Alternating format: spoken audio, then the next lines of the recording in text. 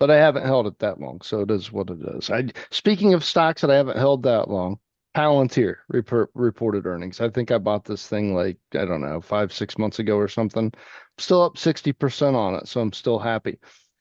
What I always say about Palantir, this thing moves like very fast. This is very similar to like Tesla 2013, 2014, Amazon 2010. It's going to be very volatile. It's got a high expectations here. So anytime people have the excuse or the reason to take profits, they do it. And when you have a pullback on Palantir, you buy it. Man, look at you, two Uh, calls in one show. right. And this is another.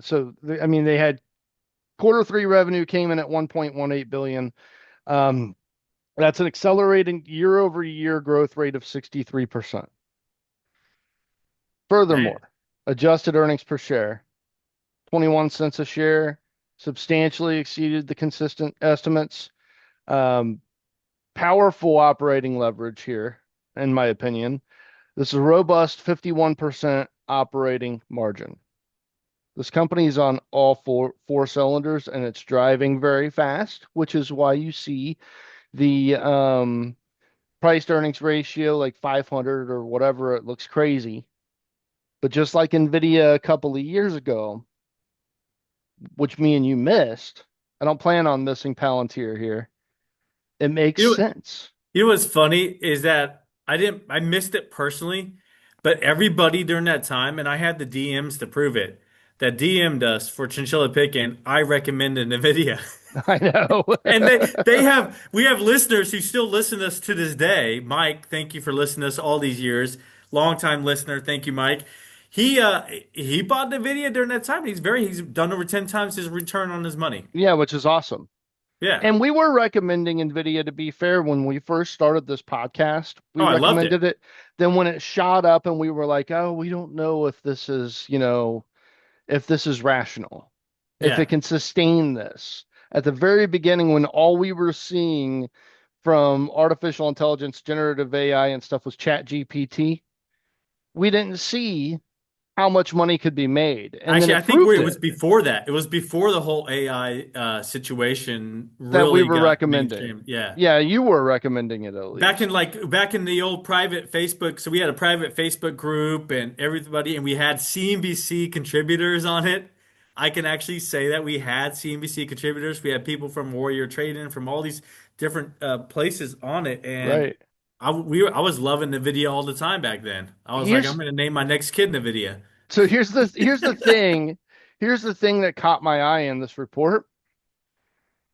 The US commercial segment was up 121%. So we always talk about Palantir in relation to the US government. We know the Trump Yeah. administration likes it. We know they're doing deals with Dubai. We know they're doing deals with a bunch of different governments all over the world. The commercial aspect of this, the business industry is starting to catch on to this, and this is growing very, very fast. So 121% year over year. That allowed this company to materially raise their full year 2025 revenue guidance to about $4.4 billion. And then they are committing to US commercial growth by the end of this year now, altogether is going to be 104%. Man, that's huge. Yeah. Huge. Gap Big Gap time. net Gap net income reached $476 million. They got a 40% margin on that. Massive 231% year over year increase Nice. on net income. And that's always to me, that's the stat. The top line growth is always the most important to me, in my opinion. I know a lot of people like the profitability, but there's Yeah. so many different I'm ways the that a lot of companies, people. yeah, but there's so many different ways that companies can make their earnings look a lot better accounting wise. And the first one is just firing people or laying people off. There's a billion different ways to top your earnings estimates. The revenue growth that there's no, well, I don't want to say no. Okay, there's always tricky accounting somewhere, but the revenue growth is a little bit harder to fake. so to speak. And Gotcha. that shows your soul of your corporation when Sold. you can change so many different things in your accounting and you can change so many different things within your organization to increase your earnings even while revenue is coming down, even while there's a softer business landscape for your product. The earnings you can manipulate a lot. The revenue is a little bit harder to do.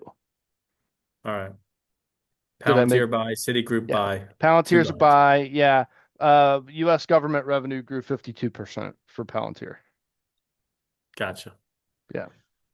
All right, man. Sticking with it, man. Every pullback, you buy this thing right now. I love it. Talking about sticking with it, I want to talk about a company I'm sticking with. I DCA'd this company this past week. Um, it is LENZ Therapeutics. I was down 50%. That's a huge amount to be down. I Yeah. DCA'd. I'm no longer down 50%, but I am down even after DCA, and that's dollar cost average. So that's where a stock you buy it, it drops in cost, you buy it at a lower price, your average cost basis is lower. So I DCA'd LENZ Therapeutics. They reported earnings this past week. The earnings they reported were the first time they actually got not profitable, but they made millions in positive earnings for October, right? Now October wasn't part of last quarter. So you're like, Dave, why are we talking about October? It wasn't part of last quarter. October was the first month that LENZ Therapeutics was allowed by the FDA to sell products. Sure. So that's why it's important. So the first month that LENZ Therapeutics is able to sell products, they went ahead, they got out there in October, and not even just for the whole month of October, for a part of October, they went ahead and they had over 5,000 prescriptions already filled for its products. So if you don't know what LENZ Therapeutics' main product is, it's Viz, VIZZ, and it mainly focuses on adults who lose that near vision. So if you need readers, you ever heard of readers for glasses, and you see older adults with need readers? LENZ Therapeutics has eye drops you can put in that last for over 10 hours, and you no longer need those readers. You just have the eye drops, and it works. Over 5,000 prescriptions filled. They believe this is going to be millions and millions of Americans who are going to start using this. They signed a deal with Sarah Jessica Parker to be a spokeswoman for LENZ Therapeutics come January of 2026. They also go direct to consumer in January for Q1 of 2026, maybe not January, but Q1. So there's still a lot of growth opportunity here. I see this still taking off. I'm a big time buyer of it. I own a lot of it, and I bought more after it went down. I'm still holding it. I believe this is going to go right back up. And now that I have a lower cost basis, I'm going to make even more money. That's what I look Okay. at LENZ Therapeutics. Do your research yourself. See if you agree with me or not. That's up to you. That's up to you. I've let everybody make their own determination, but that is just one that I believe is a buy right now. Brandon, I'm going to try to go ahead and share my screen here. So, By the way, maybe I do need one of those lights that you bought because it's super dark here in yes, Ohio now, and I, as a result, because I don't have my window light coming through, am now super dark as well. So right. I need to try to fix that, I guess, for the All winter right, here we season. go, guys. I am sharing my screen. If you see right now, I got the chart up. I cannot. Um, So there you go. You're on. yeah, I know. I got it, man. I do this all the time. I got my meetings. I've used different, not all kinds. I haven't really used this one, Teams, too much, but here we are. What we're looking at here, if you're wondering, this is a chart of Tesla. And so this was brought to me by someone Brandon and I both know. He does a lot of option trades. And how he described his option trading is he follows a number of stocks. Tesla is one of them. And what he has noticed is a trend. Now, this is very risky to do this off of a trend because that trend could break at any time, right? Trends are not always totally 100% consistent, reliable. So I do preface by covering this, saying that this is somewhat of a risky move to make, but it has worked for him. And Use how he your stop described, losses. yeah, stop losses helps as Yeah. well. How it works for him is you can see here this up and down movement everywhere. Like it goes up here, down here, back up, then back down. And what he's down here, then back up, then down, and these big movements, right? We call them gapping up or gapping down. That's the terminology that you'll hear. It gapped up today or it gapped down today. You can see it's day by day here. I have it broken down by days. So it's gapped up today, it's gapped down today. What he has mentioned to me is every time Tesla will gap up, so that's when it takes a big jump up or a big jump down, gapped up or gapped down, it moves too much, and then it comes back down the next 2 days, and it compensates for that big move that it just made. So he watches for the big moves in Tesla.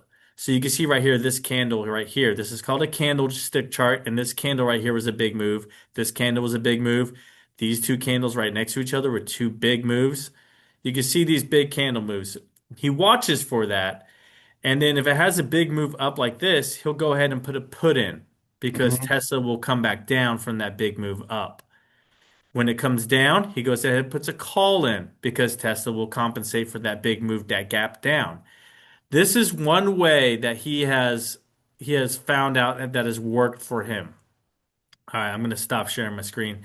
This has worked for him in one way of playing options. This is a very risky maneuver to do, but it has worked. And he shows Brandon and I his profit loss, his net wins, and majority of the time he actually makes money. He makes Yeah. thousands of dollars each time doing this. And he actually makes a decent income just playing Tesla options alone. He does other options as well in other companies, but he makes a decent income just doing this. And so that is one way you can do this. Again, it's very risky. Now we've known this guy for a number of years. He is not new to this. This is not his first time doing this. His first option, I believe, was when I first met him back in 2017. It's when I met Nick there, and not Nick Young, the guy who gets on here every now and then. This is a different Nick. And I think it was 2017 when I first got into him in the stocks and investing. I think options was where he just stuck, and he loves the options, and that's where he puts his money. But yeah, it's one way to do it. I don't play too many options too often. I do every now and then. I have an option right now, but I did mine on UVXY. So yeah, it's options are risky. They go up They and are, down. You gotta absolutely. They really, are. yeah, you gotta really know what you're doing and be confident. I don't recommend it for anybody that has less than 1 year's worth of experience. Right. Definitely do No, not. no. I mean, even really less than 5 years of experience sometimes. Depends though, like, how Right? adaptive you are and how disciplined you can be. Because I mean, Discipline. you'll see, That's the word of the day today. easily, Discipline. easily sometimes see 40 to 50% moves in your entire portfolio if that's all you're doing is options. Yeah, because like I'll tell you, my UVXY option, just that one option I own on Friday. I was down at one point by about 50%, and then I was also up at one point by Yeah. 50%. And It that was, also that also is sometimes the tricky aspect of, if you're working and you need to put your phone down and you're not watching it and you set that stop loss, then sometimes that triggers when it necessarily shouldn't. It's hard to use the hard and fast rules and options. yeah, I don't Whereas do if you're stop day trading, a losses. stock moves a little bit slower, right? So, I yeah. I I don't do stop losses. I did it at one point, but I don't do them anymore I because I understand that the market's going to move up and down, and I understand that sometimes a company stock price will go down, and I still believe in the company. I believe in the value and the mission. And so I don't care if it goes down 10, 20, right. 50%. I still believe in the company. So I'm just going to DCA. I don't want to put a stop loss in. Well, as somebody who is specifically only doing long-term investments now, stop losses are out of my vocabulary Yeah, completely. They don't make any mine. sense for me, but Yeah, mine as um, well. all All right, right. Dave, I I, know I know what you're coming to soon, and I'm ready in my boxing gloves here. So, All right. So before we get that, I had a number of articles. I'm only going to do one article because I don't want to take up an hour and a half of everybody's day. I want to keep it to around our regular time. So one quick article here, and this one came out yesterday on at 7:04 a.m. on 11/8. The headline reads, Major retailers promise a cheaper Thanksgiving, but there's a twist. So I wanted to cover this. We're getting close to the holidays, getting close. by the way, real quick, retail was up 13% earnings year over year. And that was something that really surprised me. But go ahead. Sorry. I It forgot to mention that earlier, but you know, surprises me too because I don't buy retail. I stay out of right. retail. But here we go. So grocery stores, Walmart, Target, Aldi are trumpeting their Thanksgiving meal deals as more affordable than ever, right? So every year all these companies they come out these grocery stores come out with, "Hey, come get your Thanksgiving meal deal over at us." Whatever amount of dollars for this, this, and that, right? Trump's even come out recently and made comments about this, applauding these retailers, these grocery stores for doing this, because this is something that the economy is not doing too strong. A lot of people's funds are a little weak right now, right? So we want to see more of these deals. So how are they doing that? That's the key here, and that's what this article goes into. It talks about Walmart's. It starts off with Walmart's, right? So, and just to give, this is how they're affording this. Walmart's this year features 9 great value private label brand items. A private label brand item is a Walmart branded item versus a more it's like think of it generic versus a brand name, and that's the difference, right? It's going to be more generic brands here. So it's 9 out of 15 items are great value brand compared to with 9 out of 21 brands last year. So it's a higher percentage of in-house Walmart brands in order to afford this. The company also subbed in a stuffing mix and sidelined in onion, celery, and broth. Those switches allowed for a revamp with the turkey. So they went from changing it from a butterball turkey to a honeysuckle. It saved them over 11, almost 11, 10 cents a pound on that. So they're doing different things in order to create this meal kit, what they say. So this says the meal kit now costs $40 and feeds 10 versus $56 to feed 8 last year. So they're saying they're able to provide more for less by switching to more Walmart great value brand items and a different brand of turkey. So that is how these companies are doing. Aldi and Target all doing the same thing. They're switching out the different things. They're switching out the brand of turkeys. They're switching out to more private label.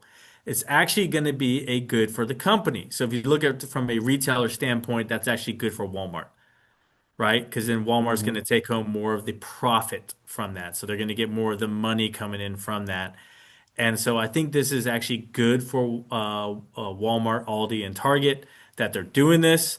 But it does show the true cost of groceries in that they have to do this in order to maintain that value of a meal kit for Thanksgiving. Okay. All right. All right, let's get into it.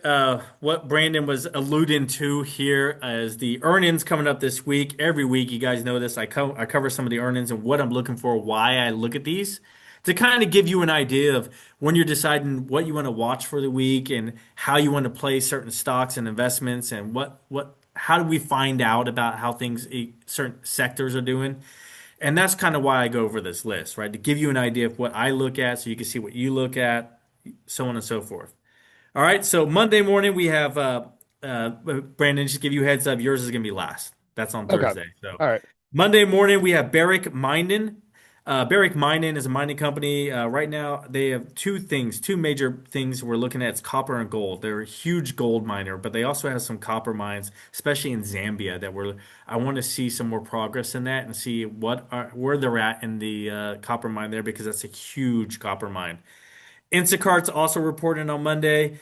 The only way that Instacart was not operating at a loss was ads. So actual business was not producing a profit for them. There was the ads that was making them a profit. I want to see if they've come a long way since last year when I covered them, if they are actually now producing profit without the ads, or if it's still just an ad-driven company. And that's the only reason why. Occidental Petroleum also reported Monday. Berkshire Hathaway has a huge position in this company. I believe they own a large percentage of Hmm. Occidental Petroleum right now.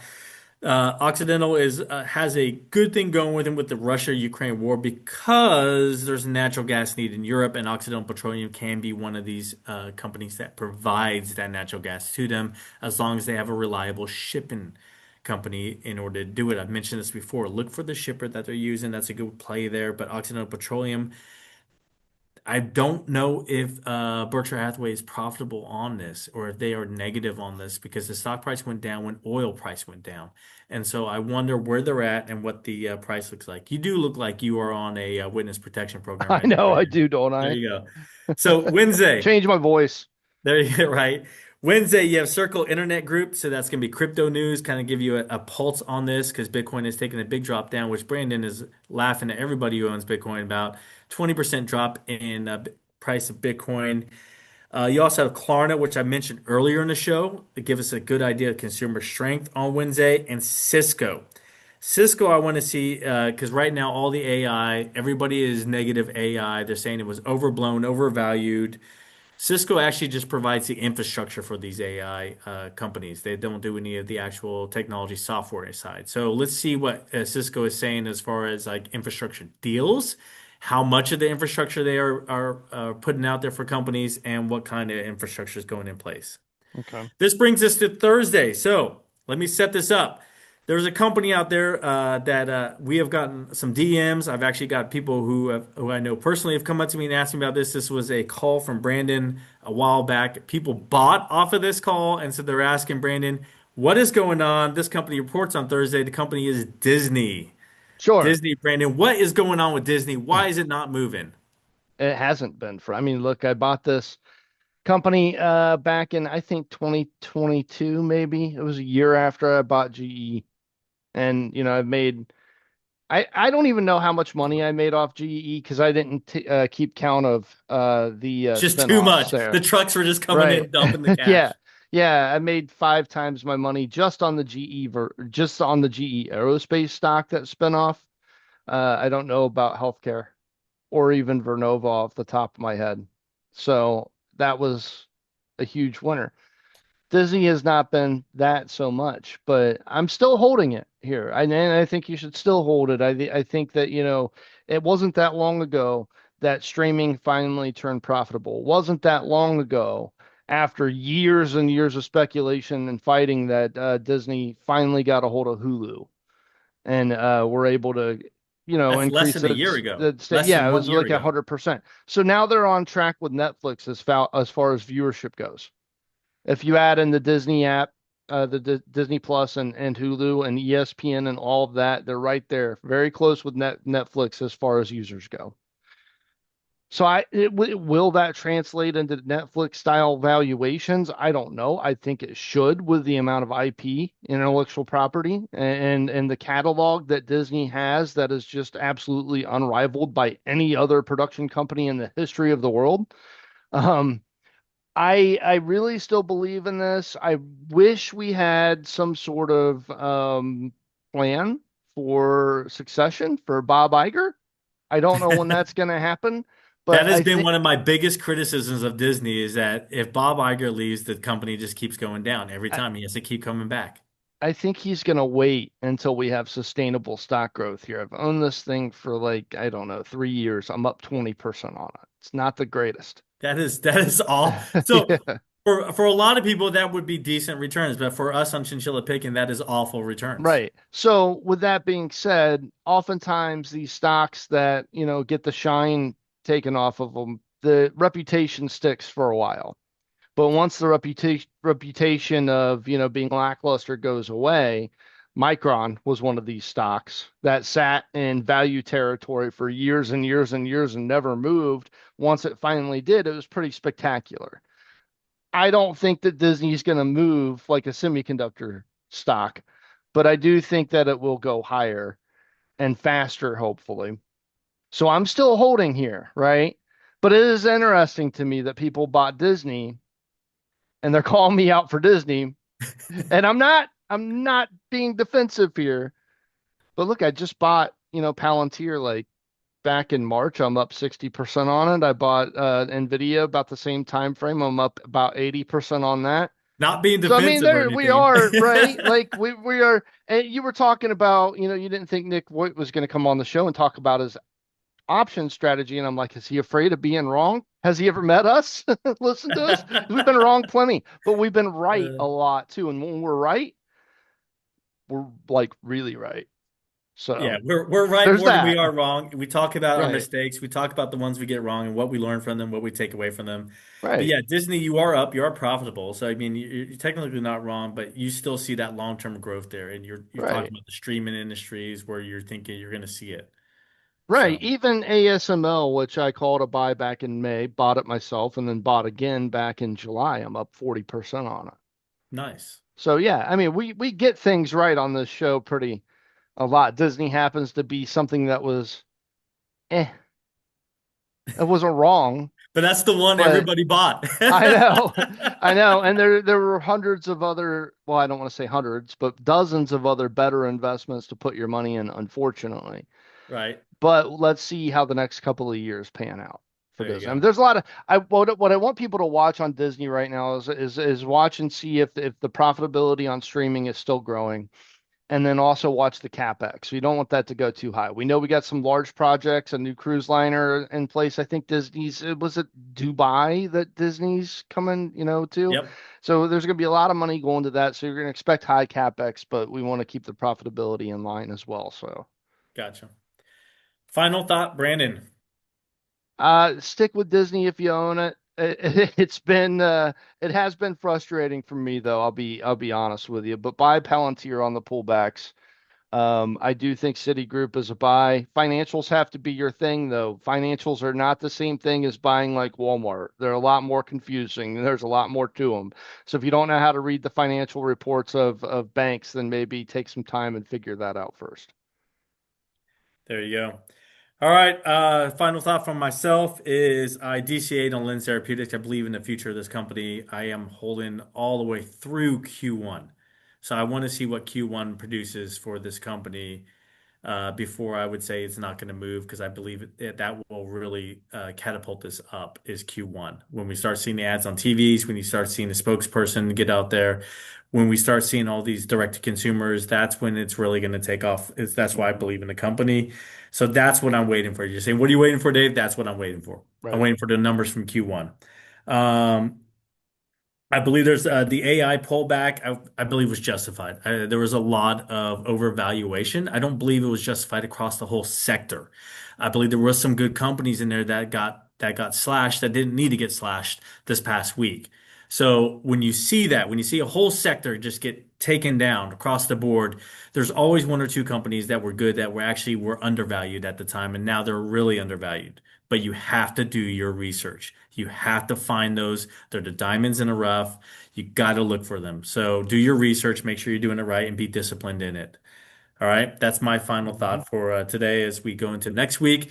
As always, we hope we have been entertaining, educational, and uplifting because we want everyone to make money. Have a good night. Have a good night. Oh, wait a minute. Hold on.